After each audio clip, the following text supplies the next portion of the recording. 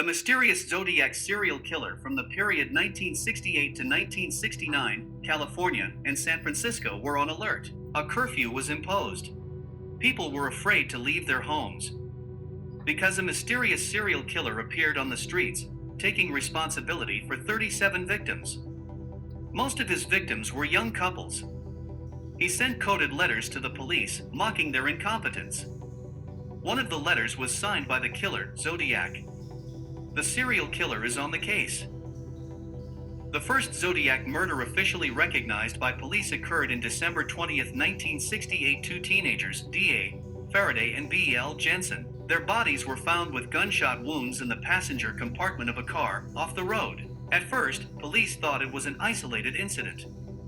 They were mistaken. On the 4th of July, 1969, shots rang out in the town of Vallejo in a parking lot. A 22-year-old girl, Darlene Elizabeth Ferlin, was killed, and a young boy, Mike Majo, 17, survived, but could not help find the killer. He didn't see anything, because the Zodiac shined a flashlight in the victims' faces. But the expertise showed that the shooter was the same person who shot in December. In confirmation of what happened to E. Ferlin and M. Majo, the police received a call from an anonymous person who confirmed his involvement in this incident as well as in the murder of teenagers in 1968. In late September 1969, on the shores of Berryessa Pond, the enigmatic serial killer changed his style a bit. He didn't shoot B.C. Hartnell, 20, and S.E. Shepard, 22. The girl died of multiple stab wounds already after local fishermen found them. She was even able to describe the man who attacked them. It's hard to imagine, but after 8 stabbings, the young man survived.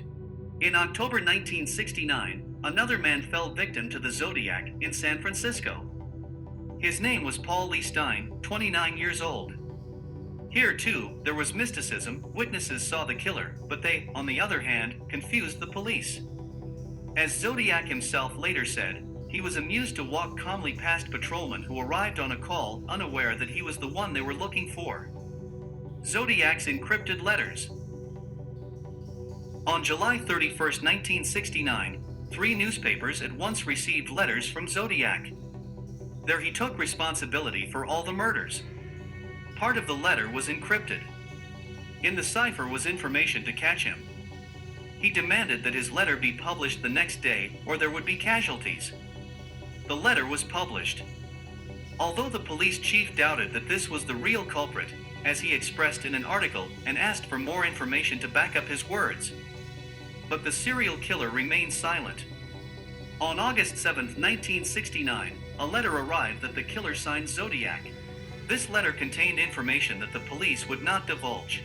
The information could only be known by the killer. The letter was a response to the police chief. The encrypted part of the letter was deciphered on August 8th. The encrypted part said that the murderer was gathering slaves for his afterlife and could not tell his name because it might interfere with his mission.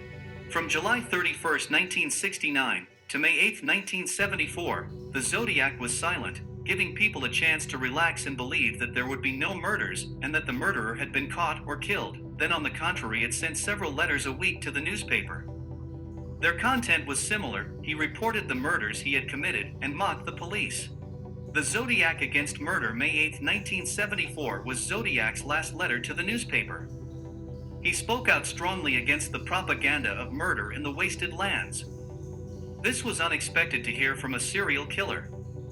The rest of the letters and calls, allegedly from Zodiac, were not officially recognized by experts. There were many murders attributed to Zodiac, which he himself acknowledged, but the police disagreed. They could not confirm it because there was insufficient evidence.